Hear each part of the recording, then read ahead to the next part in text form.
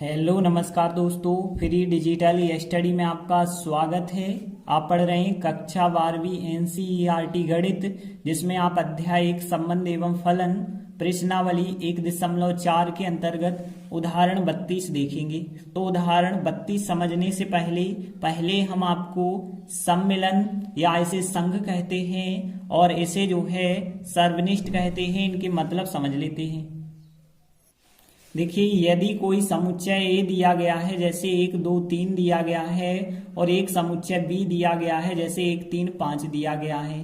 यदि हमने कहा ए यूनियन बी बताइए, तो यूनियन का मतलब होता है यूनियन, इसे संघ या इसे सम्मिलन भी कहते हैं। तो देखिए, ए और बी समुच्चय के सभी अवयव आप एक साथ लिखेंगे, लेकिन डबल नहीं लिखेंगे, और चाहे तो क्रम से लिख सकते हैं। तो 1 2 3 लिखा, अब 1 लिख चुका है, 3 लिख चुका है, तो अब लिख देंगे 5। तो यहाँ पे 1 2 3 5 यहाँ पे यूनियन बन गया है।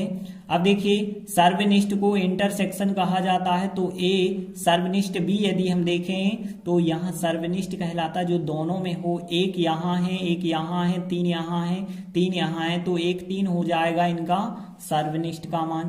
तो संघ और सर्वनिष्ठ तो आपको पता हो गए। तो यहाँ पे बताया गया था, मान लीजिए P कोई आपका समुच्चय है, और P कौन सा समुच्चय है? किसी प्रदत्त समुच्चय X के समस्त उपसमुच्चयों का समुच्चय है।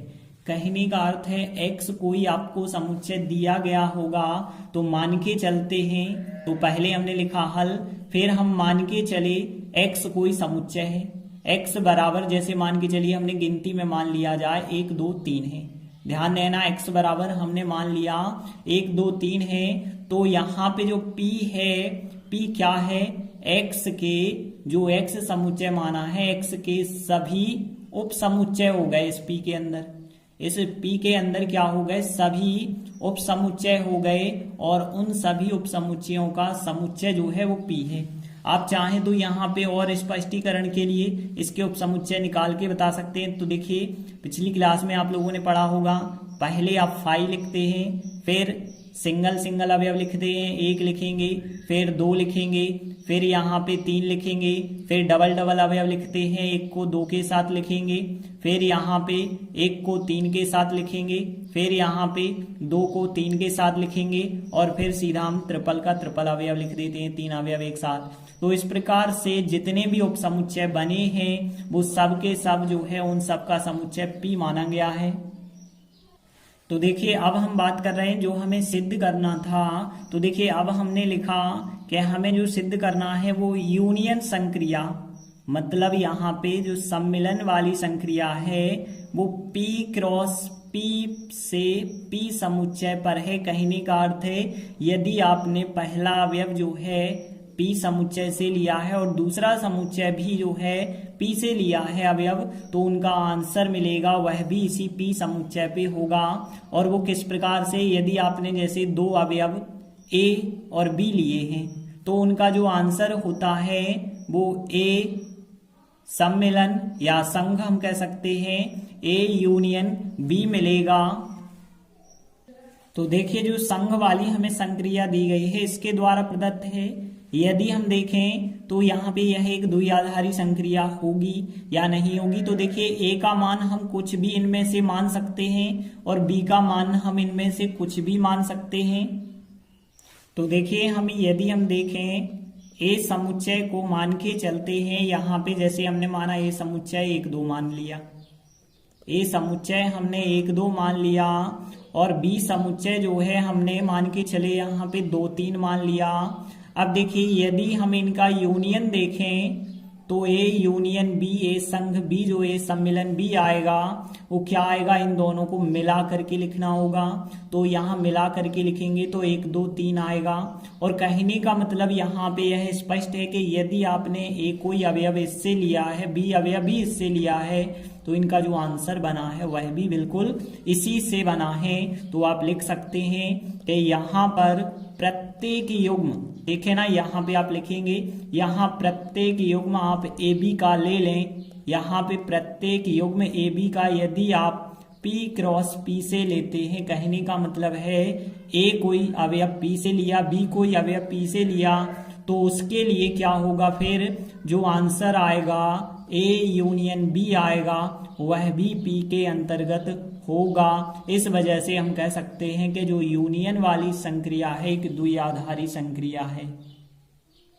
तो देखिए हमने लिखा आता है यूनियन वाली जो संक्रिया है वो समुच्चय पी में एक द्विआधारी संक्रिया है। अब देखिए अब हम बात करेंगे इंटरसेक्शन वाली मतलब सर्वनिष्ठ वाली। तो सर्वनिष्ठ वाली संक्रिया पहले लिखेंगे।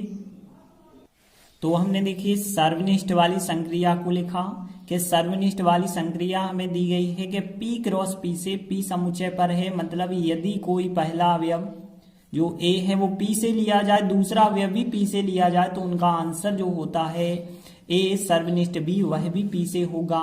यदि हम देखिए एग्जाम्पल लेके आपको बता देते हैं, यदि हमने A का मान जो पहले लिया था वही एग्जाम्पल लेते हैं। A का मान हमने 1 2 लिया तथा हमने B का मान यदि हमने देखें तो 2 3 लिया। अब देखिए यदि हम बात करें कि इनका सर्वनिष्ठ कितना होगा, सर्वनिष्ठ हमने बताया था जो दोनों में उभयनिष्ठ अवयव होते हैं तो केवल 2 होगा। तो केवल यहाँ पे क्या होगा 2 होगा। तो एक चीज आप देख पा रहे हैं कि हमने A जो अवयव लिया था वह भी P समुच्चय से था, B जो अवयव लिया वह भी P समुच्चय से है, और उनका सर्वनिष्ठ जो हमने आंसर में देखा वह भी हमें P समुच्चय से मिल रहा है। तो आप क्या बताएंगे यहाँ पे प्रत्येक युग्म AB का यदि हम P क्रॉस P से लेते हैं, कहने का मतलब यह है पहला अवयव A भी P से लिया, दूसरा अवयव भी P से लिया, तो निश्चित ही जो उनका सर्वनिष्ठ होगा वह भी जो है P के अंतर्गत आएगा, P के अंतर्गत आएगा। यहाँ भी जो है P ही आप कर लेना, P ही है, R तो यहाँ पे है ही नहीं। तो यहाँ पे इस वजह से हम कह सकते हैं कि जो सर्वनिष्ठ वाली संक्रिया है वह भी एक द्विआधारी संक्रिया है।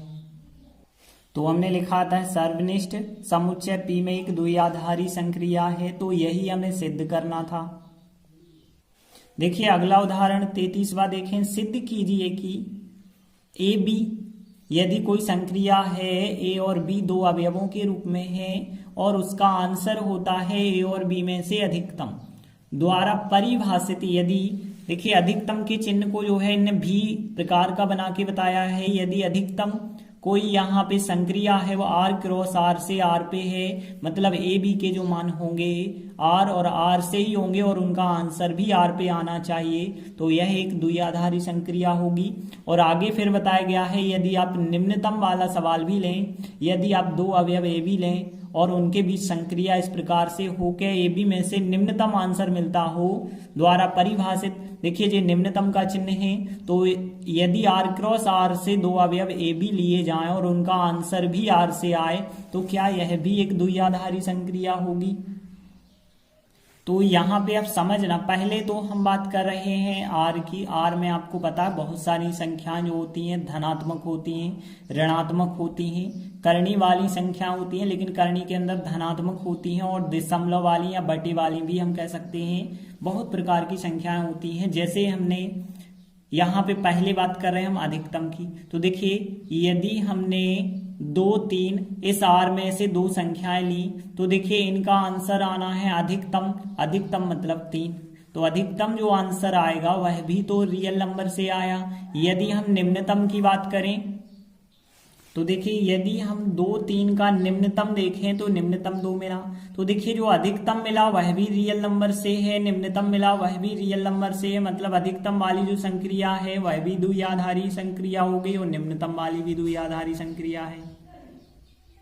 तो देखिए यहाँ पे यदि हम बात करें क्या दिया गया, पहले हमने अधिकतम वाली संक्रिया लिखी कि अधिकतम वाली जो संक्रिया है R क्रॉस R से R पर है, मतलब यदि आप पहला मान A R से लेते हैं और दूसरा मान भी R से लेते हैं तो उनका आंसर जो होता है वो अधिकतम A और B में से होता है, इसके द्वारा परिभाषित है। तो यह एक द्विआधारी संक्रिया होगी या नहीं होगी। तो हमने लिखा यदि हमने, ध्यान देना, यदि हमने 2 3 का एग्जाम्पल दिया, तो यदि हमने 2 3 जो है R क्रॉस R के अंतर्गत लिया है, ध्यान देना पहला अवयव भी R से लिया है और दूसरा अवयव भी R से लिया है, तो फिर देखिए 2 3 का जो अधिकतम होगा, ठीक है ना, 2 3 दो अवयव जो हमने लिए हैं, तो यहाँ पे जो अधिकतम 2 3 बना, अधिकतम 2 3, मतलब 2 और 3 का जो अधिकतम होगा वो कितना बना होगा, 3 बना होगा, और जो अधिकतम 3 बना है वह भी रियल नंबर से आ रहा है।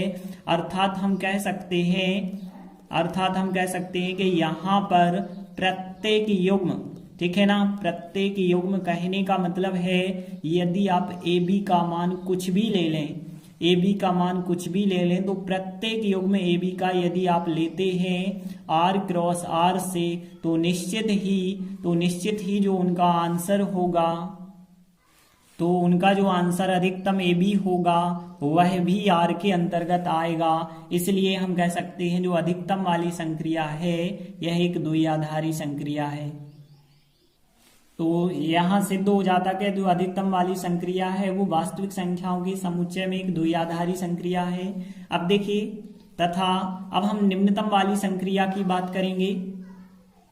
तो देखिए, हमने निम्नतम वाली संक्रिया लिखी कि आर क्रॉस आर से आर पर है, मतलब यदि आप जो है पहला अवयव आर से दूसरा अवयव आर से लेते हैं, मतलब ए बी युग्म में यदि आर क्रॉस आर से लेते हैं तो उनका आंसर जो निम्नतम ए बी होगा वह भी आर के अंतर्गत होगा, यह हमें चेक करना है। तो देखिए, हमने फिर वही एग्जाम्पल लिया कि यदि हमने एक युग्म लिया 2 3, यह युग्म जो है आर क्रॉस आर से था, और फिर हमने क्या किया, 2 3 में संक्रिया लगाई, तो 2 3 में जो संक्रिया होगी वो क्या बनी होगी, निम्नतम 2 3 बना होगा।